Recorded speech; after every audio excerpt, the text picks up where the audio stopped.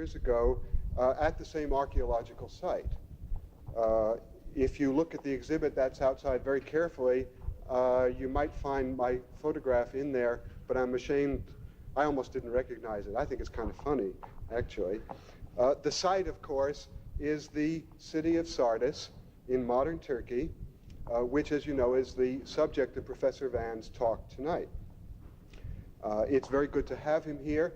I haven't seen him in over 10 years, and it's nice to renew old friendships. So I'm very pleased indeed that he's here, and I think you will be too.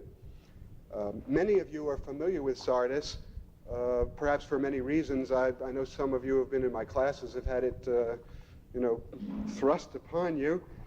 If you're familiar with Sardis, you know it was one of the major capitals of the ancient world. It's in an extraordinarily beautiful setting, so I'm sure that the slides you're going to see are going to be quite gorgeous. And I think you're going to find the lecture very interesting indeed. Professor Vann hails from Texas. He got his bachelor's degree at the University of Texas at Austin.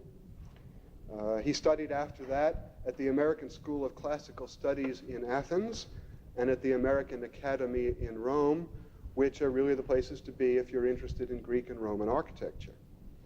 He's got his PhD degree from Cornell University in architectural history, and he is now Associate Professor of Architecture at the University of Maryland. Probably you already know all of that. He's participated in many archaeological excavations as an archaeologist and also as an architect. Some of the sites he's worked at include Carthage in North Africa. If you want a list of exotic places, nice places to go to on a visit, this is it, I think. Carthage in North Africa, the coastal town of Caesarea in Israel, where he worked on a fascinating project, the harbor, the boat harbor built by the Emperor Hadrian, which is now underwater. He's been engaged in underwater archaeology, diving to do your archaeology, which I think would be a great project. He's worked in the nation of Sri Lanka as well. And of course, he did archaeology and architecture at Sardis from 1970 to 1975, and then again for a few years, 78 and 79, thereabouts. He's interested in Greek and Roman architecture, in maritime history, in underwater archaeology, in technology of the ancient world. I learned this evening that 3 weeks ago, Professor Vann was back in Turkey conducting a tour sponsored by the Smithsonian Institution, which is quite an honor. And I noticed, this may not mean much to any of you, you'll have to ask him to see it later on, he's wearing a Turkish puzzle ring. You'll have to ask him to show it to you. It's quite an interesting kind of ring. And we were talking about Lydian coins, which I think you may hear about this evening, or you'll see in the exhibit anyway. So I brought him a Lydian gold coin. This, of course, is a copy in plaster from, it ain't the real thing. But I want it back anyway, even though it's plaster. Okay, I will skip the list of honors and awards that Professor Vann has received. You've probably read about that already. I will skip the list of publications that he's authored, except to note that one of the most recent ones, so recent that it isn't really published yet, is the excavation report to be published by Harvard University Press on one of the early Byzantine buildings at Sardis, which I assume, I imagine that he's going to be talking a bit about this evening. A little bit. Okay. His topic this evening, of course, is, as you know, excavations at Sardis, the architectural issues. Please welcome Professor Lindley Vann.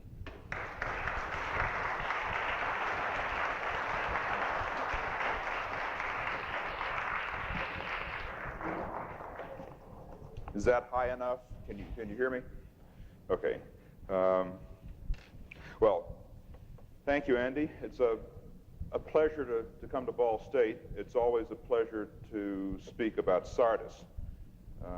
Just listening to Andy introduce me made me realize that when we met, I hadn't really started yet. It's kind of It has been a long time, and a lot has happened since. But the subject at hand, and oh, by the way, I think it's admirable that people leave the studio on a week like this. I can't even get my students into class when the charrettes are coming up, but thank you for your attendance. 25 Years at Sardis is an exhibit that we had at the University of Maryland just about this time last year. It is, as an archaeological excavation, a real model of planning and of scholarship. And our participation came from the fact that one of the two co-directors was Henry Duttweiler of Cornell University. Harvard provided the archaeologists and Cornell provided the architects. Professor Duttweiler had served as an architect on any number of excavations in the Middle East. Following the time that he graduated from architecture school right in the midst of the Depression. So with nothing else to do, he headed off to Jordan. What I'm going to talk about this evening are some of the aspects of Sardis from the point of view of the architecture, but rather than to give you a kind of a survey of the buildings that are there, I want to look at it more in terms of what the objectives were when Harvard and Cornell went to Turkey in 1958.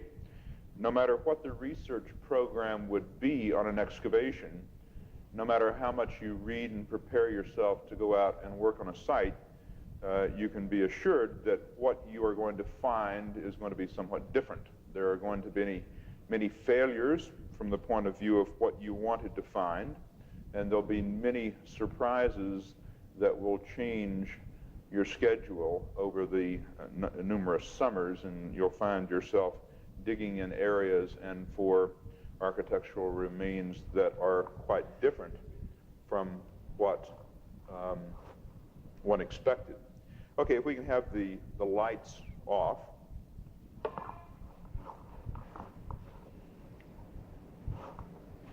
Okay, the location of Sardis is about 70 kilometers inland from the present-day city of Izmir, or ancient Smyrna.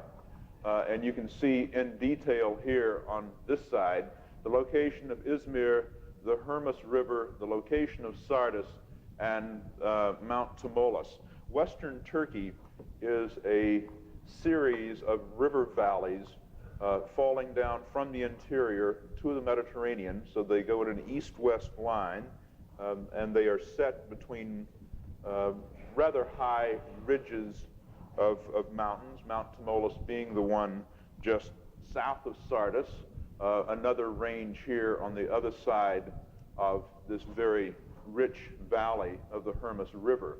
The river itself is in this area here. Both of these views are from the Acropolis. As close as we're going to get to those buildings that I studied is right here. This is a Byzantine church from the period of Justinian, the remains of a Roman bath from the 3rd century, the remains of a large rectangular building of the Roman period with its corner kind of filled up with debris. This is a better view of that building here. These were the unexcavated buildings. In 1970 and 71, my task was basically to record those buildings that wouldn't be excavated simply from because of the requirements of time and money. Now, I'm going to turn these lights off just for a second. Does that? No, that's the. No. This slide on your left-hand side is a little bit dark, but yeah, gives you a sense of Mount Tmolus south of the site. The elevations going up to about 8,000 feet. And in the foreground on the right-hand slide, just a bit of the Acropolis fortifications and a bit of the Acropolis fortifications here, and the local swimming hole, the hammam, where we would go for a swim after a hot day's work.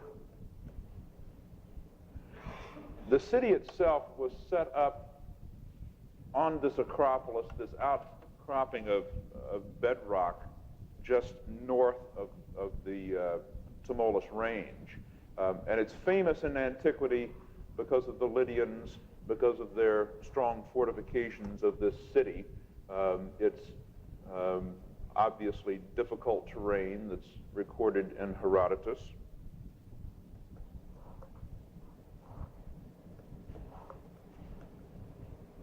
And just at the juncture of where the Acropolis is, just west of the Acropolis, is another river, the Pactolus, which goes on the other side of this little hill, comes out here, and we're seeing it as it flows down into the Hermus Plain here. This is the Temple of Artemis, perhaps the most famous building on the site. The Pactolus was the location, the source of the gold of Sardis that made the Lydians such a wealthy kingdom in the ancient world, and was known as the source of the first coins ever minted. Now, what we're going to do is, after this topographical introduction, is look at several of the historic phases of the city and talk about some of the architectural objectives in excavations for each of these phases, starting with the Lydians, the Persians, the Greeks, the Romans, and the Byzantines. The location of Sardis was never lost. There was a village there called Sart. The identification of the Temple of Artemis was always understood, and when the early European travelers started coming through here, that generation of men that to which belonged Stuart and Rivet, and the other travelers that opened up ancient Greek sites to Europeans for the first time, these are some of the sketches made in the mid-18th century. One of the most famous travelers was Robert Wood, who stopped here on his way to Baalbek and Palmyra. The first excavation, large-scale excavation, took place in the first decade of the 20th century by Professor Butler from Princeton. A photograph here on the left-hand side shows how deeply buried the columns were at that time. And on the right-hand side, if you go up behind the temple and situate yourself just right, you can get basically the same kind of view with the excavations now hidden beneath you. Butler, the first serious archaeologist on the site, built his little house up above the excavations of the temple. He had worked before coming to Turkey. He had worked in Syria, where he had done an incredible survey of Roman and early Christian and Byzantine architecture in Syria. So he was very much a person interested in issues of architecture primarily. The plan that you see on the left-hand side was by Lloyd Emery, Butler's surveyor, and it shows up here the location of the temple excavations in relationship to the Acropolis, and he was able to identify other structures like the theater and the stadium. This is the large rectangular building that I pointed out from the hilltop a moment ago as the Byzantine church and the Roman baths. So that and what is called Building B, which we'll come back to, and Building E, which we'll come back to, were all first identified by Butler, even though his excavations were limited primarily to the Temple of Artemis. If you are familiar with the Metropolitan Museum of Art in New York, you walk into the building and turn to the left down the gallery that shows classical sculpture. You'll find one of the very nicely preserved capitals from this excavation displayed there at the Metropolitan. Now, there was no excavation at Sardis, after, well, 1922, there was a short season that followed the First World War, but that was interrupted by the war between Greece and Turkey. Excavation did not continue until Harvard and Cornell came back in 1958.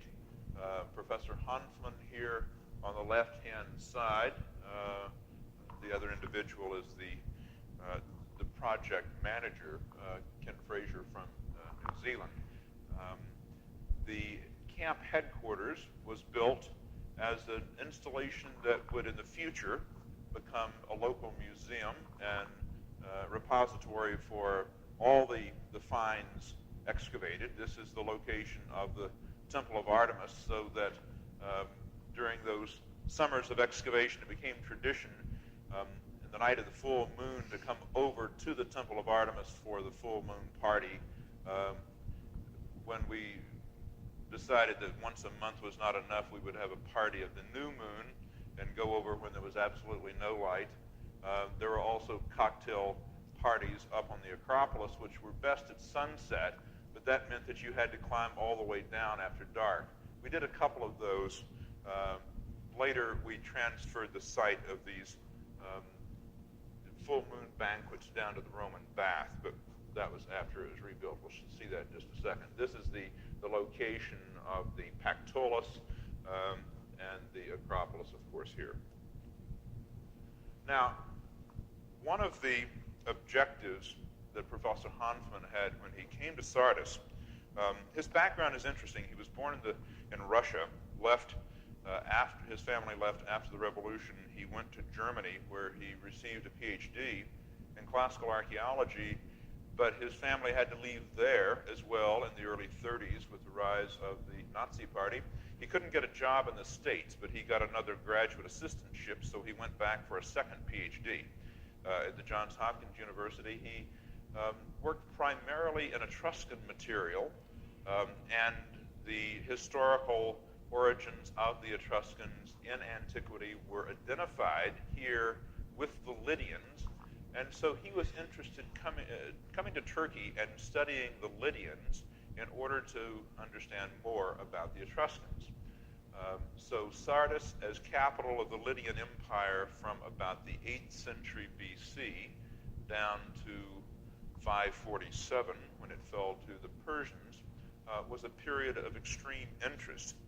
We know from Herodotus of the Palace of Croesus, of the fortifications on the Acropolis. We know from Vitruvius also about the Palace of Croesus and the location of the Agora, something about the Lydians building in brick. But the city has been built over so many times that this Lydian material was very elusive. Some fortification walls were found on the Acropolis, but most of the earlier Lydian material was scraped clean and mostly Byzantine villages up there.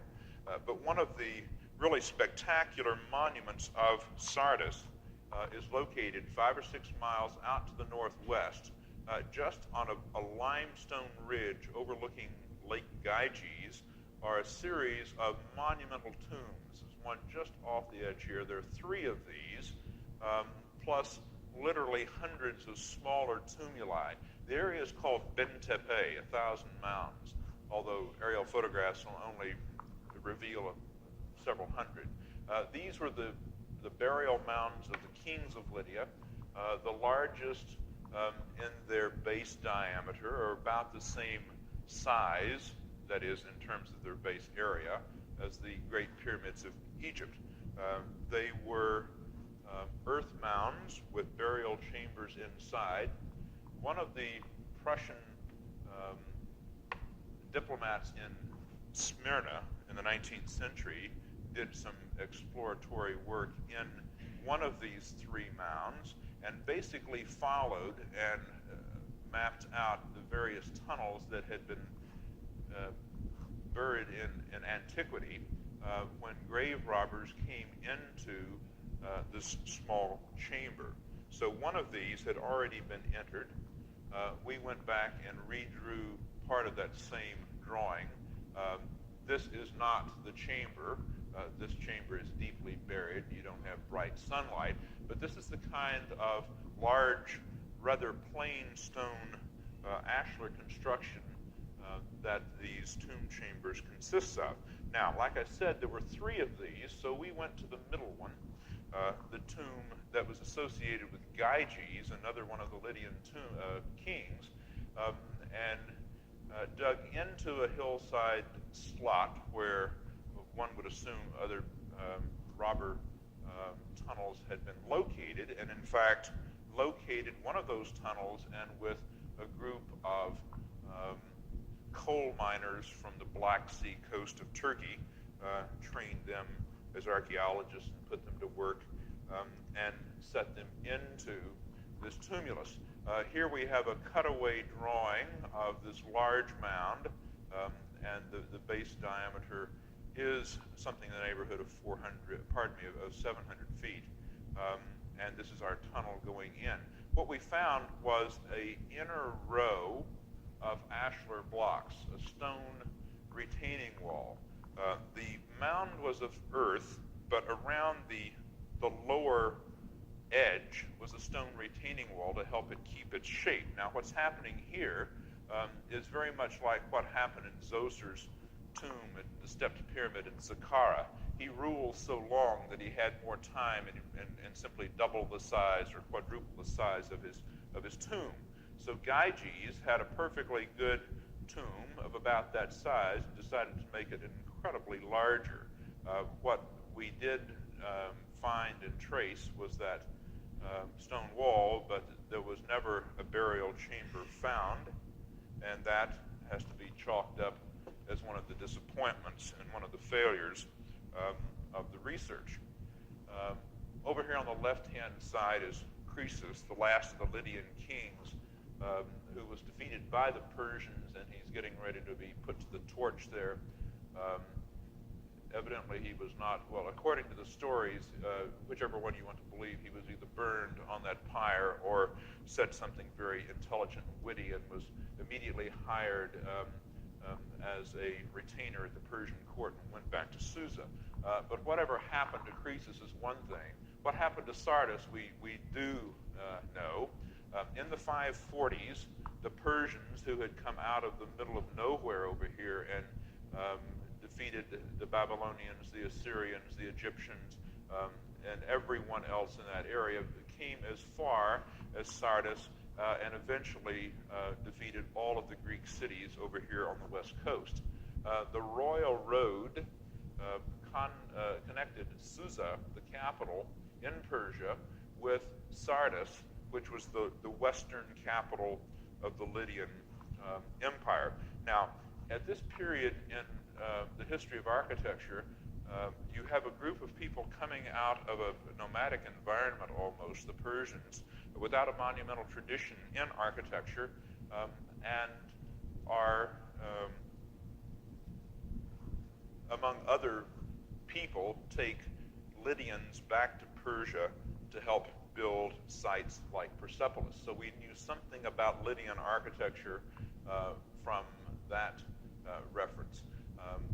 What we were interested in the Persian period, which is from the 540s down to the 320s, was exactly what was going on during the time of the golden age of Athens and the Greek classical period.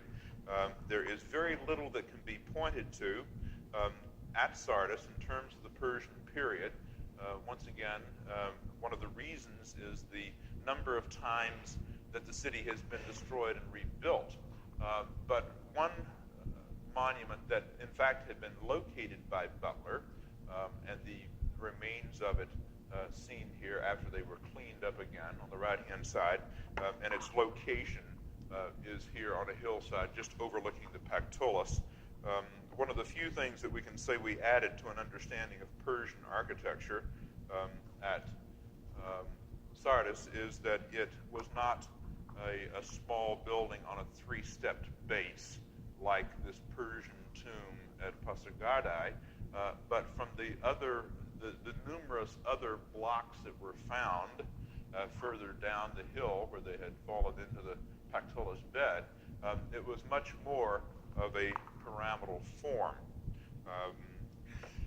For the most part, the Persian period at Sardis, although long and uneventful, politically doesn't really give us a lot more to add about its architecture.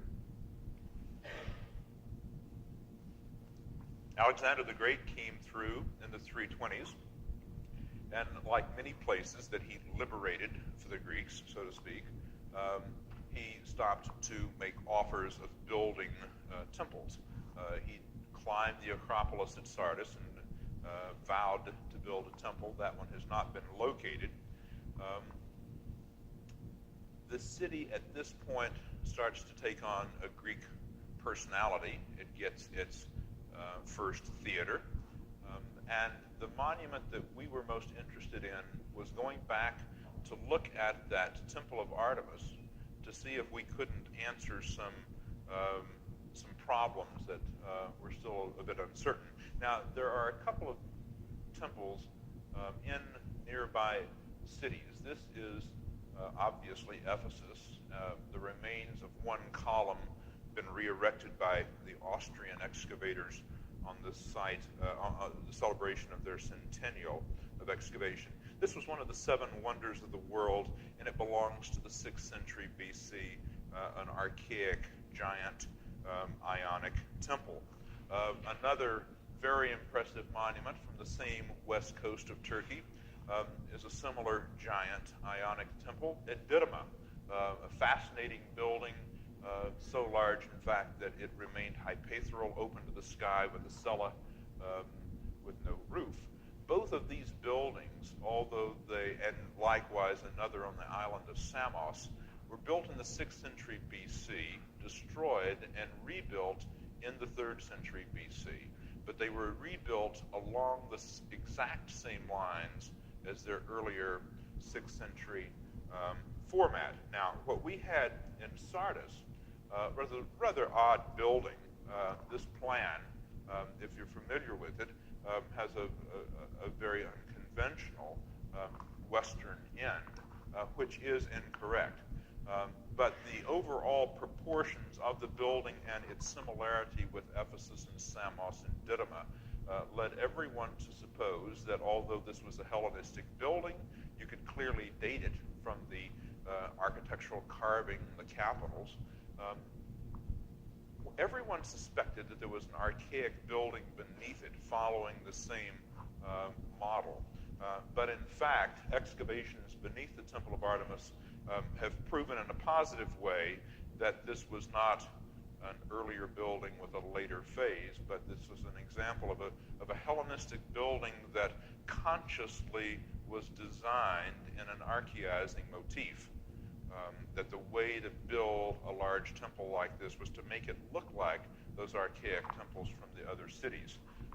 We have here a sequence of what the building might have looked like. There was an earlier structure, a Lydian altar, a freestanding altar, of course, that repeats in all 3 phases. There was another Lydian foundation here, and although everyone suspected that that had to do with an interior building, it has been proven that it too was open air.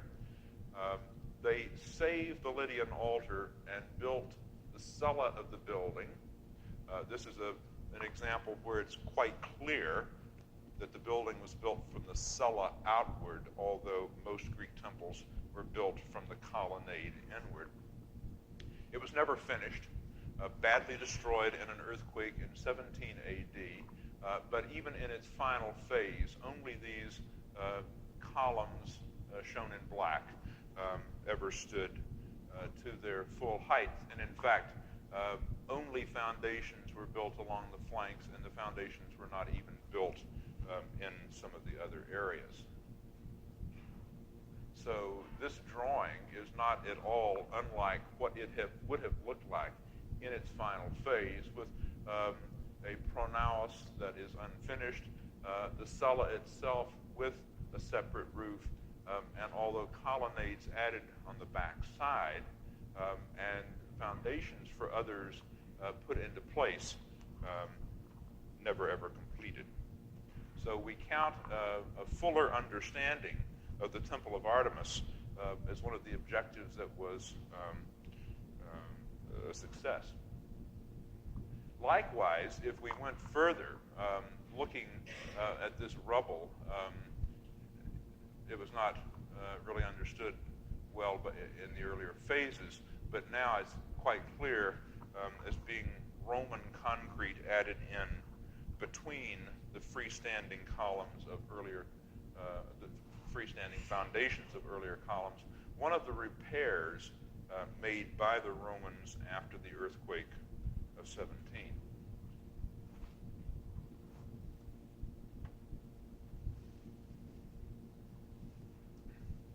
Professor Butler identified a building as the city gate, and as it turned out, it wasn't.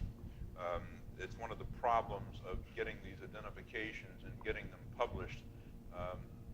This is a bath building, and because it was a site that was always mentioned as the city gate, it becomes Bath CG.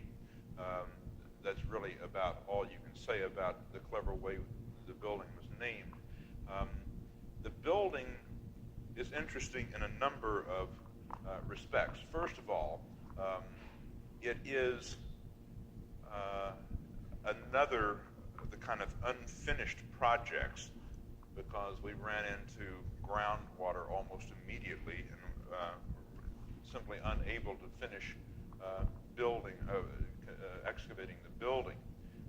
It was an interesting structure, especially for my work, because I was in this first year or two busily trying to find a dissertation topic, and what I settled upon was a topic in building construction, but specifically the way in which Romans built baths, these large vaulted structures, when they didn't have available the kinds of materials, specifically concrete, that they had in Italy. And so what you find here in Bath CG and a large number of other buildings in Western Turkey is a reliance on ashlar masonry, on cut stone, and although the span of this arch is not all that great, there are other buildings, notably in Hierapolis nearby, where a span of 45 feet is achieved by a large ashlar vault, barrel vault.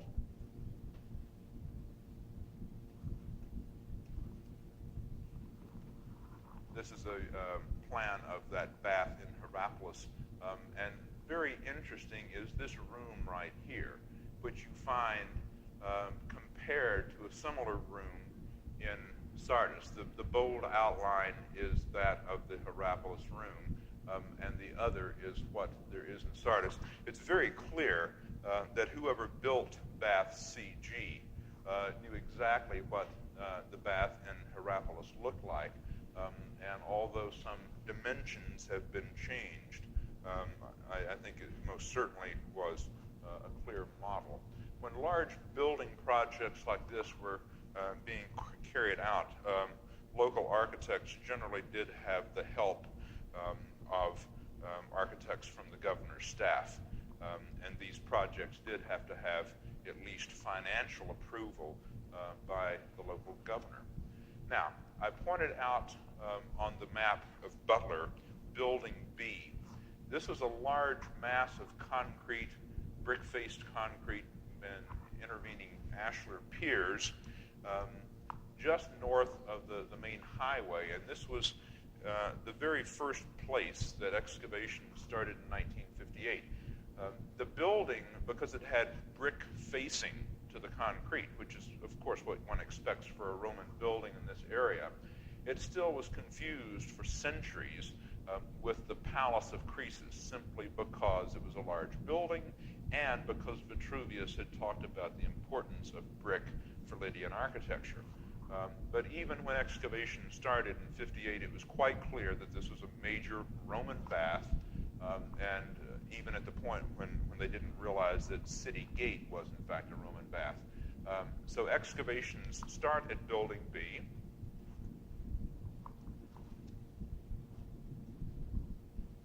And almost immediately, enormous blocks of carved marble start appearing. What this is going to become is this room here, known as the Marble Court. I can't pick out exactly what direction we're looking there. I'm pretty sure we're looking back in this direction toward the east. But it is a standard type for Western Asia Minor. That is the combination of a Greek palestra and a Roman bath, and down here a strip of much later Byzantine shops. We're going to talk about the Marble Court, and then a little bit later we're going to talk about the synagogue, which was built into this section of the bath, which originally would have been rooms that simply were used for the palestra. These are two other bath buildings from Asia, both of them from the city of Ephesus.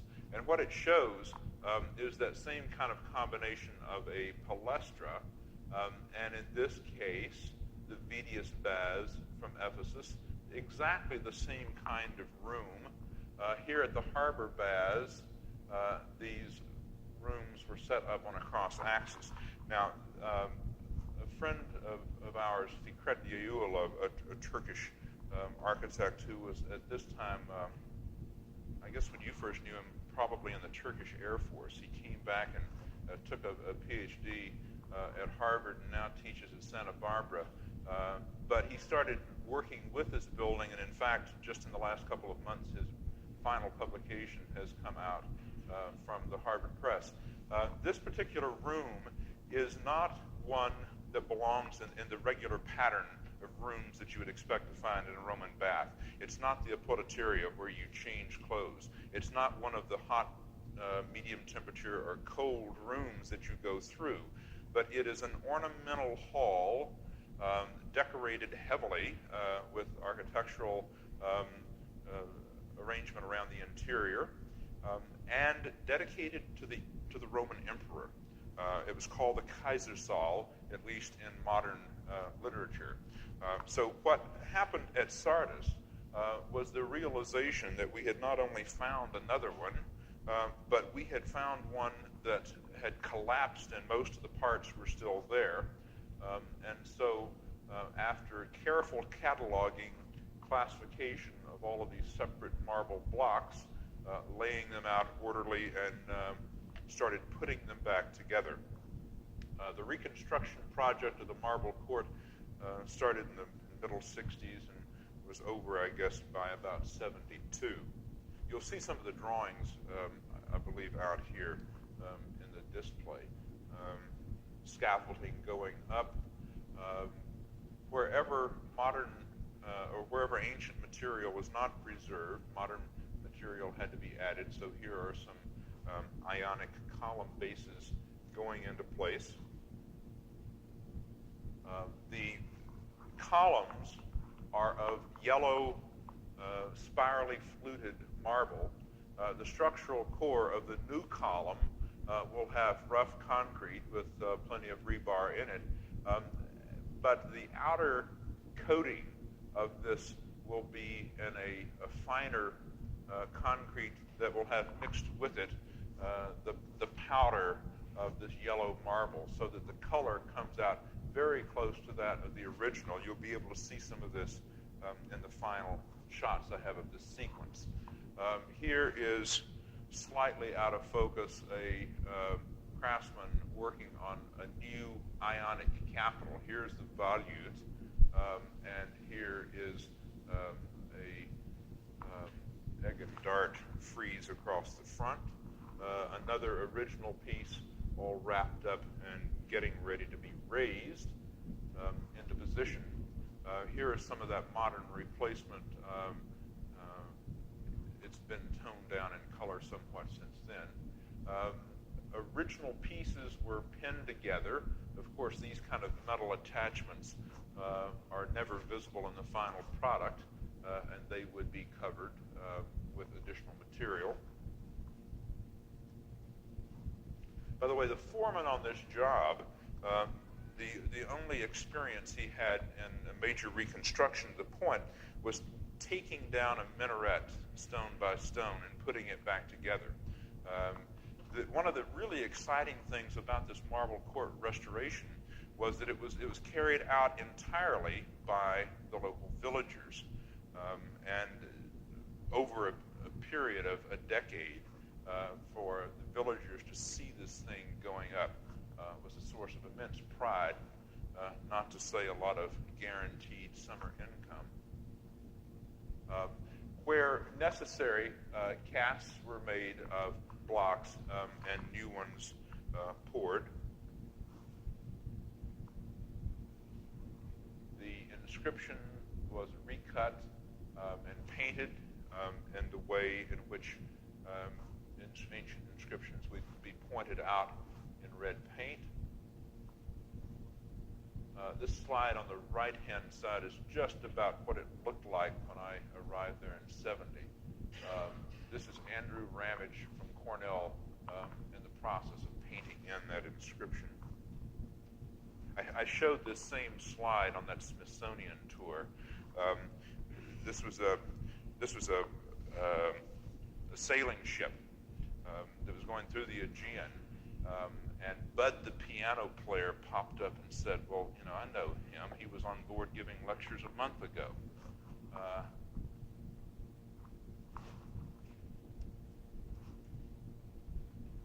And this is what it looks like today. The only thing that's incomplete is the marble revetment that covered the walls.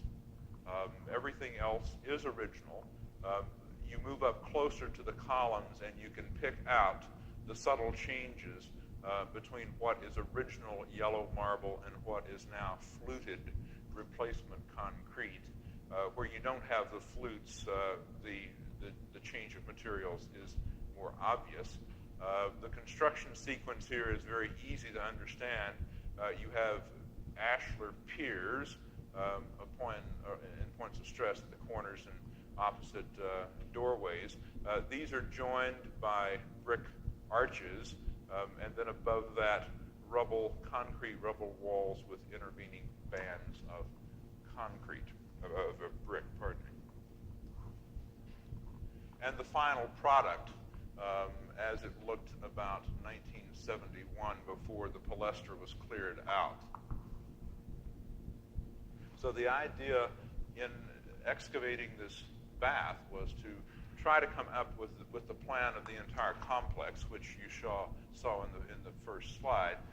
But otherwise, what was probably intended to be a 3 or 4 season job was turned into 10 or 12 years because of the opportunity to rebuild this one piece of the building, which is a part of Roman bath architecture, basically unique to Western Turkey.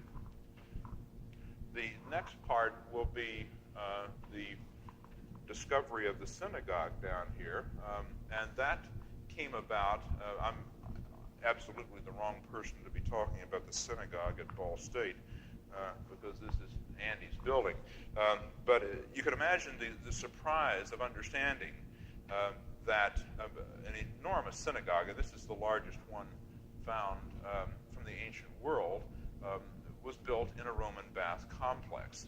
It leads to a very interesting story about the position of the Jewish community, not only in Sardis, but in other major cities of the Roman Empire. And it architecturally has been traced through various stages in Andy's article in the Journal Society of Architectural Historians.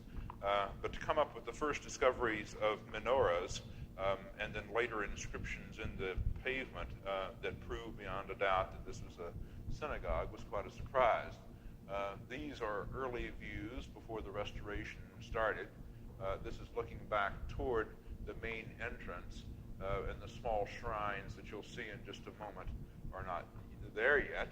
This is looking from the forecourt past the wall that you see here, and then down into that apsidal end.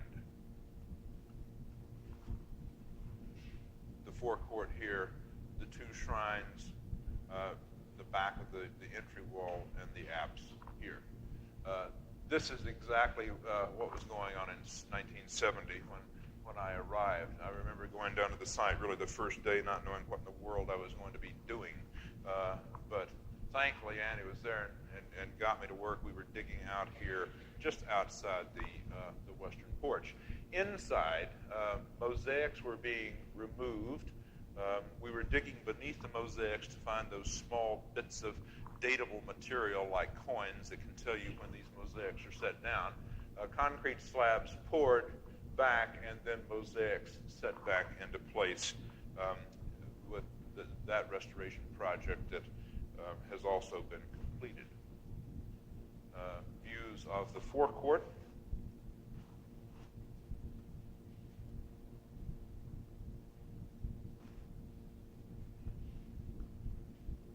Views of the wall decoration within the forecourt with this work of cutting out some of the marble, setting in a red paste for this kind of decoration here. And on the inside, the pavilions, the altars being set up, samples of wall decoration that are missing here have been set up on the opposite side, and these are studies. These are basically hypothetical. All the small pieces of marble, their colors and their shape were found, and Professor Larry Majeski of New York University came up with this as feasible, and I think quite correct, as being the kind of paneling that you would see decorating the final wall surface. And the apse before and during the time that the marble revetment was being put back into place.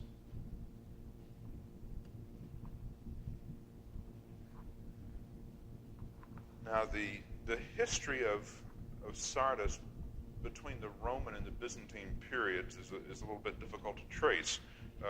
First of all, very little changes in the Eastern Roman Empire.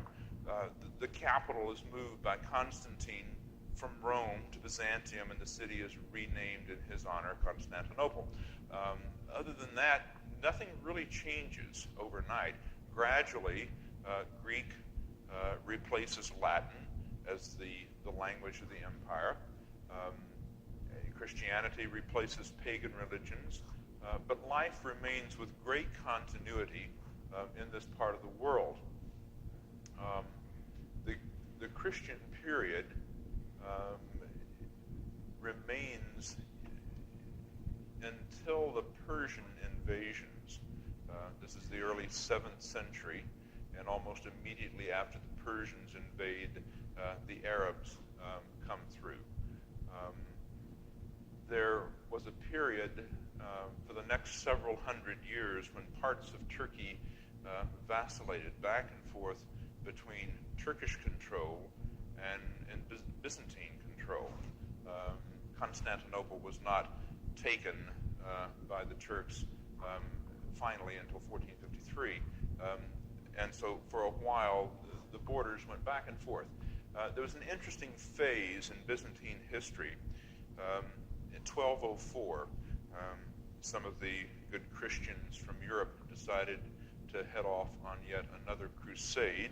It would have been the Fourth Crusade. It was directed by the Venetians. They were heading toward Jerusalem, but decided to turn left and go to Constantinople instead, and they besieged and sacked the city, which was their major commercial rival. So if you go to the Piazza San Marco and you see across the front door of St. Mark's Cathedral these 4 bronze horses, that's part of the booty that the Venetians brought back. They ripped them off the front porch of Hagia Sophia. The Greeks from Constantinople had ripped them off previously from the island of Chios, so they kept moving.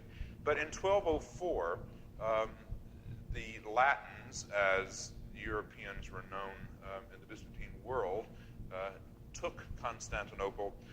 The families of the Byzantine royal family left the city, and part of them came to a site just west of Sardis. What we find at Sardis in that period, in the early 13th century, is a tiny cross and square planned Byzantine church. This is the central bay, and 4 columns stood here, here, here, and here. These, here. And the Greek cross was inscribed like this. Extra bays here for the apse, and a narthex here. A very nice little Middle Byzantine church, and that had been seen by Butler, because this much of it was above ground. Basically, what you're looking at there is the Greek brick drum on which a dome was set, and this, of course, is just flipped upside down, and that came from the central bay here. And so the idea was to go back and to completely clear it and try to record what was known, at least in general terms, to record it in great detail. Hans Buchwald from Stuttgart came out and started kind of clearing up the trenches, digging around here on the outside of the apse. What he discovered was, he was digging in here, and what he discovered was that wall, another apse. This is something that always confused the excavators at Sardis. Here was that little Byzantine church, and yet outside the building were lovely mosaic pavements. And it was potentially one of the most embarrassing things that could have ever happened, except that we realized our mistakes before we left the site. But what we found beneath this 13th century Middle Byzantine cross and square royal church was a huge 4th century fourth century AD church. Perhaps not early 4th century, maybe it's not from the period of Constantine, but it's certainly a major early Christian church and the largest in Sardis, maybe even one of the 7 churches of Asia Minor. The last pair of slides shows objectives in the excavation coming full circle. Professor Hanfmann and Professor Detweiler had planned to go to Sardis to excavate for 10 years. They took into consideration that there were going to be these disappointments and also these surprises. They said, we'll account for another 5 years, we'll budget another 5 years simply to finish what we can't foresee now in 1958. And that was basically the time that I came to work there in Sardis, when we were in the midst of those 5 years of kind of cleaning up. Professor Hanfmann was very interested in finding Lydian Sardis. The Acropolis was a disappointment. There were only a few stretches of stone up there that were found. Ben Tepe, although we tried tunneling into the mound of Gyges, was another disappointment. What happened in the intervening years after the early 70s, when Hanfmann retired and the direction of Sardis was passed on to some of his graduate students who are now teaching at Harvard, Cornell, and Berkeley, they were working on a tile project, and you'll see out here in the exhibit some photographs of reconstructing Lydian decorative tiles. They found fragments of painted revetment, and they put these fragments together until they knew what the entire scene was. And the idea then was to go back and fire some new ones and paint them and make a display, and you can see all of that outside. The problem was, where do we find the clay? So they went and asked the villagers, where do you get clay around here? And they said, well, right there where you've been working all of these years. where we would turn off the highway to turn in here to the synagogue and the marble court was this small hill. And when they were looking for clay for this project, they scraped down the side of that hill and they found out that it was solid mud brick. What you have here is a, if I can find it, a huge mud brick structure, if you can get a sense of scale from the person standing in the bottom of that trench. It's not quite clear yet, because they haven't been able to trace all the way around it, whether or not it's a section of city wall or whether or not it's a huge mud brick platform on which a major building would have been set. But in the last 6 or 7 years, everywhere the excavators at Sardis have turned, they have found monumental remains of Lydian architecture. So in a sense, although the original Harvard Cornell excavations were not able to get to these monuments, it was, at least within the lifetime of Professor Huntsman, that they were discovered. And so one of the principal objectives was finally achieved. Okay, that's all of my slides. If we can have the lights. Rude awakening. We can have some questions.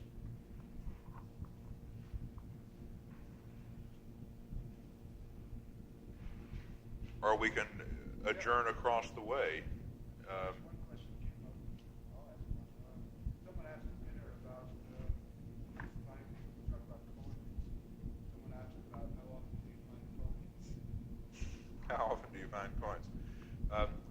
Depending upon where you're working, during the first couple of weeks when we were working in the synagogue, we found evidently what was the chests where you would give gifts to the poor, and literally 600 or 800 coins, all of a size, half the size of a dime, were found within a matter of hours.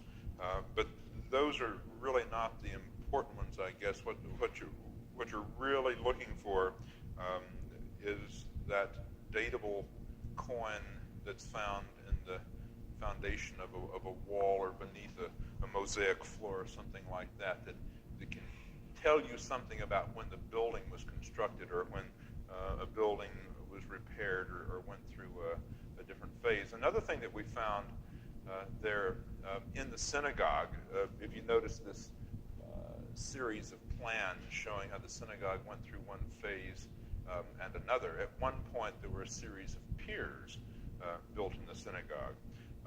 And so that was I guess the first location of sculpture that we found. All of the reused blocks that were put into a pier, when you turn them over, you find out that they're carved on one side. Sometimes they're inscriptions. At one point, we found the leg of a statue, probably of Dionysus, from all of the vines attached as well. Okay. Thank you very much. Oh, sorry. Yes.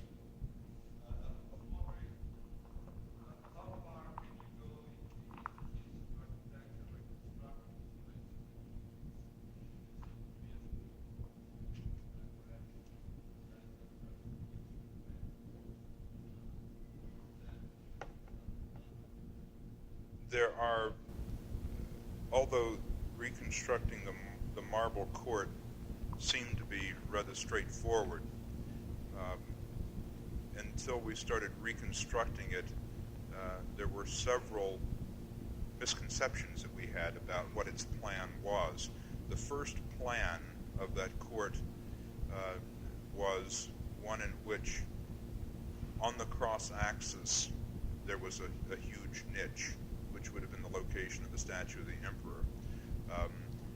Now, it was only after the decision had been made to reconstruct and dig out the original foundations and put in new ones was it discovered that there were different phases of what this cross-axis was. It was later opened up to be a doorway. So in one sense, you can say that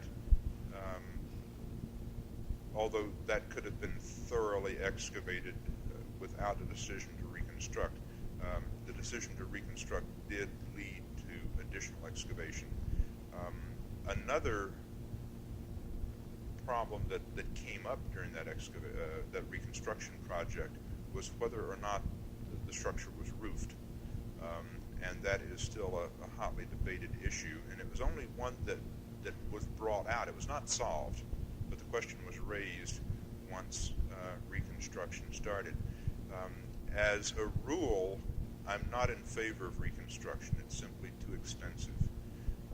It is, I think it was a good ploy at Sardis because there was a person who was an excellent fundraiser, and he used that reconstruction project